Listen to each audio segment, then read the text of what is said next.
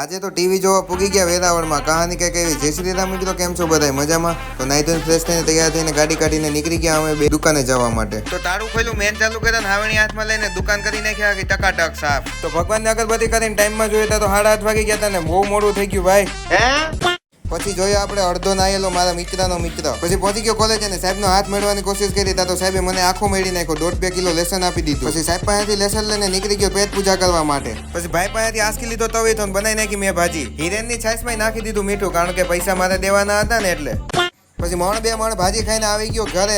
તો ભીખુભાઈ કહે કે પછી ભીખુભાઈ હાટું લેવાની હતી ટીવી, તો અમે નીકળી ગયા ટીવી નો ભંડાર જોવા માટે. પછી ટીવી નો ભંગાર જોઈને અમે લઈ લીધી એમઆઈ ની ટીવી. એ ટીવી અમને પડી 11,500 ની.